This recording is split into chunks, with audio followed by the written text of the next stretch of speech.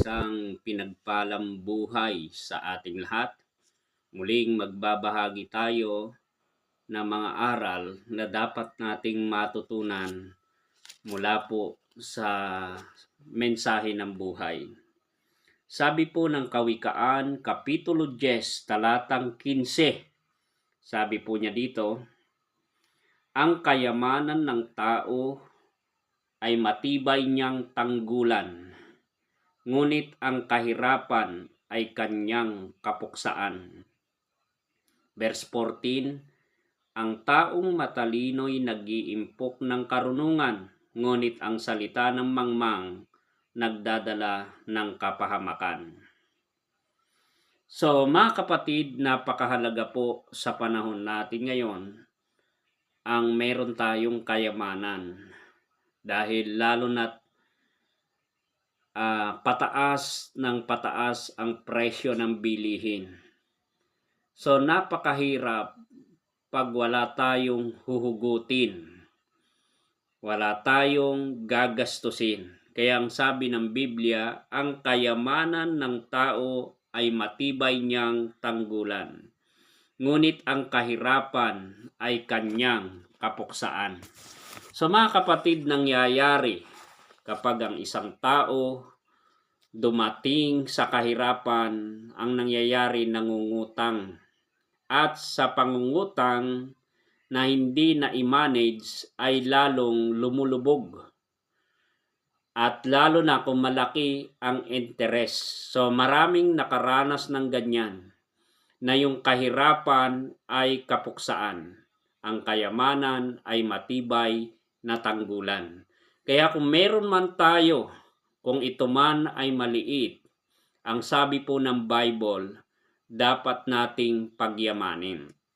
Luke chapter 16 verse 10, ang mapagkatiwalaan sa maliit na bagay, lalong higit na pagkakatiwalaan sa mas malaking bagay. So ano ang dapat nating gawin sa mga pananalapi po natin? So paano ang gagawin natin sa ating pananalapi? So napakahalaga po ang pagiging marunong sa pananalapi.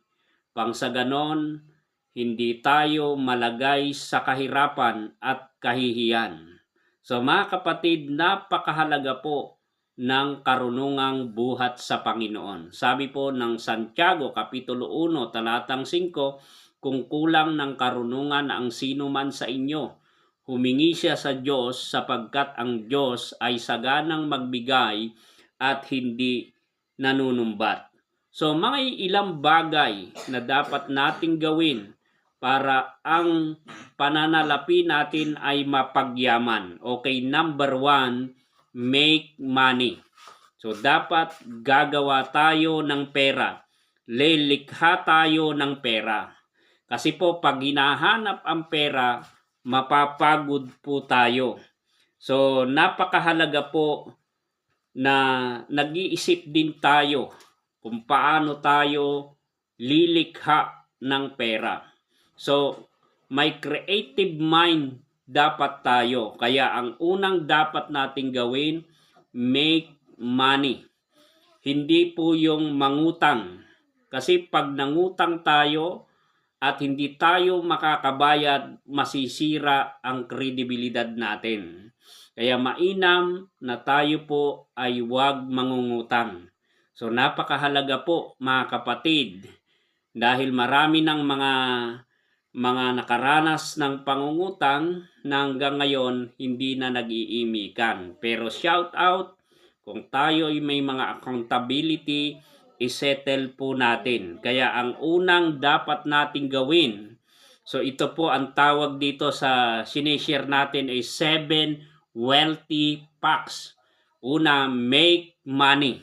So yan po ang dapat gagawin natin para magkaroon tayo ng pagkakapirahan. So nasa panahon tayo ngayon na hindi na pwede ang walang pera. Noon pwede kasi may barter change.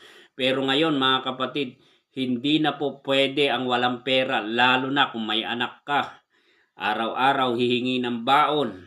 O di po ba no? O ngayon ay halos lahat binili.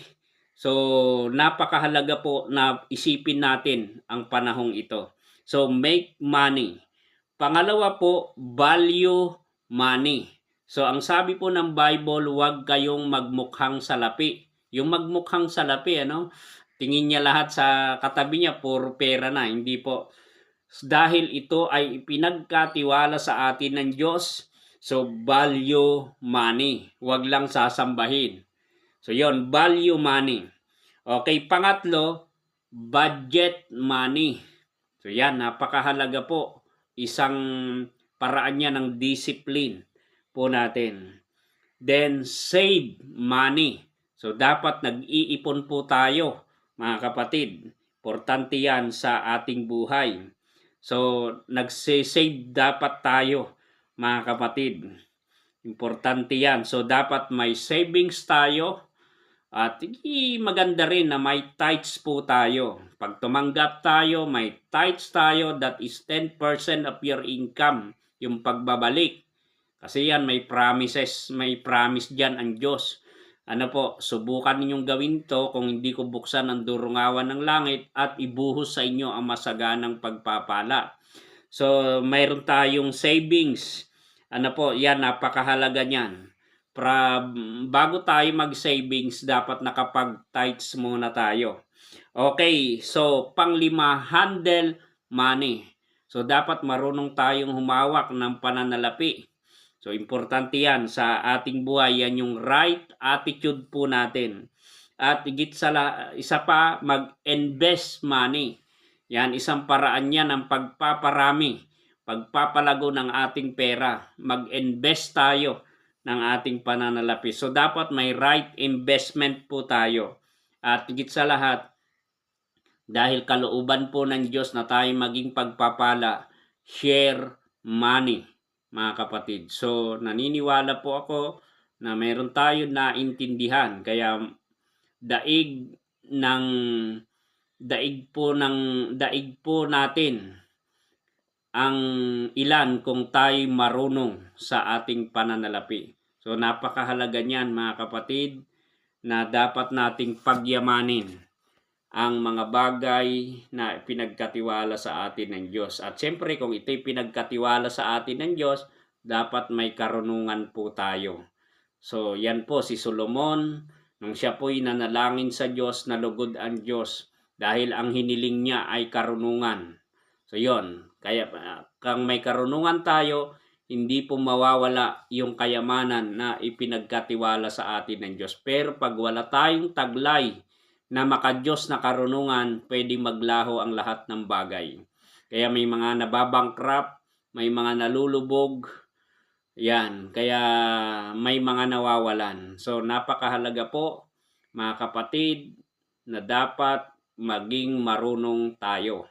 Mainam na po yung may alam sa buhay. Okay, God bless sa ating lahat.